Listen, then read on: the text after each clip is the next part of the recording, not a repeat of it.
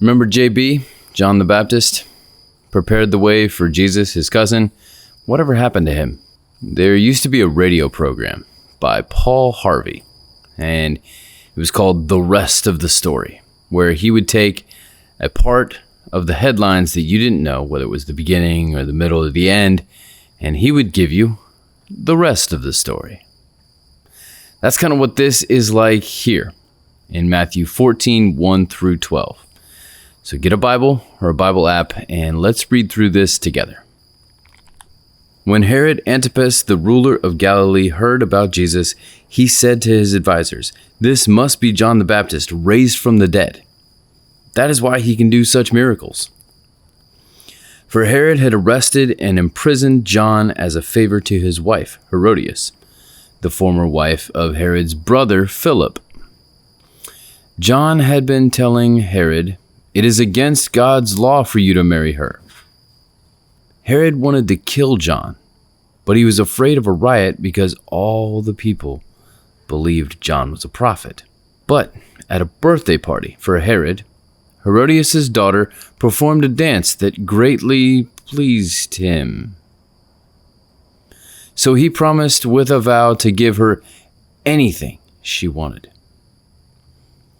At her mother's urging, the girl said, "I want the head of John the Baptist on a tray." Then the king regretted what he had said, but because of the vow he made in front of his guests, he issued the necessary orders. So John was beheaded in the prison, and his head was brought on a tray and given to the girl, who took it to her mother. Later, John's disciples came for his body and buried it. Then they went and told Jesus what had happened.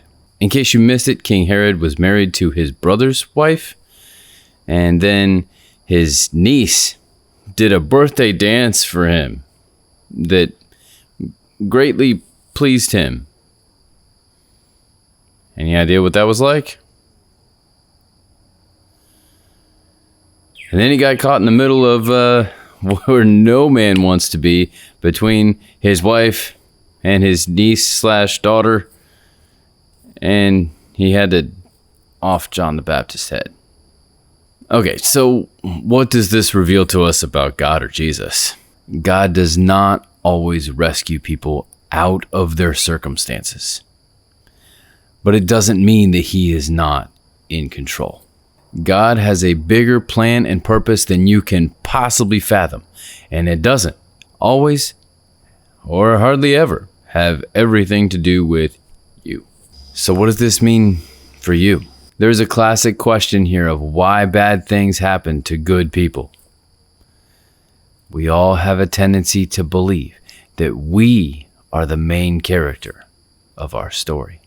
But there is an inherent problem with that narrative and that thinking. You ever run into another main character?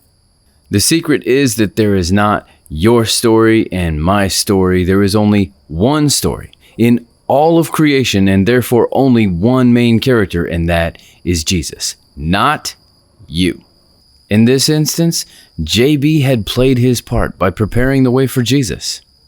His purpose was served. His mission was fulfilled. Stop acting like you're the main character and fulfill your purpose by bringing attention to the main character. Share this if you found this interesting and want someone else to see it. Subscribe to keep up with all the shorts and full episodes.